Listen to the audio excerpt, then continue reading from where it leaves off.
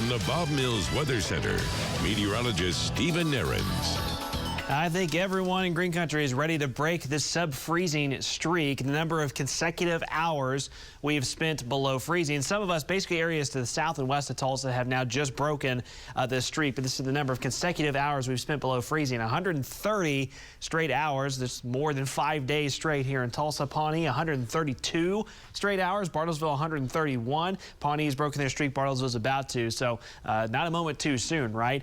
Now, having said that, this is nowhere near the length of that cold streak back in February of 2021. A lot of comparisons being made to that just because of how, brutally cold it has gotten over the last several days, and it has been brutally cold. But that stretch back in February of 2021 was over twice as long. We spent 278 consecutive hours below freezing back in February of 2021. For Tulsa specifically, it was between 12 and 13 days straight in many spots for that one. So that's not to diminish the cold that we just went through, but again, not nearly the same length of time, thank goodness, that we had back then.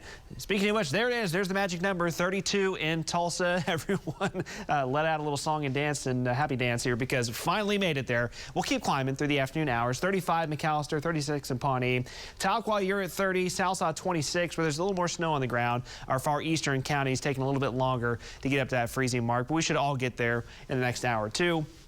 The south winds are helping, but this happens a lot, in wintertime especially. The south wind is helping pull in some of that warmer air, but that wind itself is cold. So you still want to be bundled up. South winds gusting 15 to 25 miles per hour. So up into the upper 30s here this afternoon in Tulsa. Of course, there'll be more melting ongoing. The places where the snow is left, mostly kind of those local areas, neighborhood areas. And I do want to point out later tonight, when we quickly fall back below freezing, there may be some refreezing, or likely will be, in those neighborhood streets, sidewalks, things like that. We're going to have some slip and fall potential in the morning. After 7 to 8 o'clock, we're back below freezing, and then we drop off pretty fast tonight. So highs today, mid-30s, Tahlequah, Veneta, and Miami. About 39 here in Tulsa, Bristow, Okmulgee, McAllister, 40, maybe even some low 40s in some spots.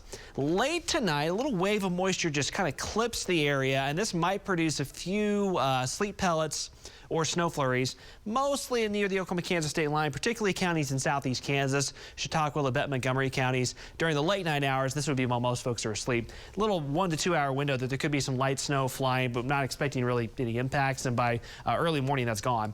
Temperatures mostly in the 20s, some teens north of Tulsa, though. And again, anything that melts during the day would pretty solidly refreeze overnight into early mornings. That's why there's kind of that slip and fall potential in sidewalks and parking lots and things like that tomorrow morning. Tomorrow afternoon's temperatures even warmer in southeastern Oklahoma, upper 40s tomorrow in McAllister and Wilburton, low 40s Tulsa, upper 30s around Pawhuska and Coffeyville. And just as we finally thawed out, well, here we go. Here comes the next cold front by late Thursday. Kind of the leading edge will have already made it here, but the brunt of the colder air behind that front surges south Thursday night, and, well, look where we go on Friday. Back into a lot of what we just dealt with here recently. Temperatures, teens, wind chills maybe near zero Friday morning. Highs Friday only in the 20s. And by Saturday morning, of course, to our north and east, it gets even brutally colder. But Saturday morning, we're back in the realm of single-digit lows and below zero wind chills again. But the good news, as we head into that 7-day forecast, this cold stretch, this next Arctic cold front, is not going to last as long as what we just went through over the past several days. So above freezing today, above freezing tomorrow afternoon as well. And then that cold front, really the big push of cold air comes in Thursday night. Highs Friday, Saturday only in the 20s. And again, Saturday morning in particular will be bitterly cold. Sunday, we get back above freezing. And once we do that, I think that above freezing stretch will stick heading into next week. Storm system on Monday with some rain likely. And again, looking towards not exactly snowy weather, but wetter, rainier weather heading into the first half of next week.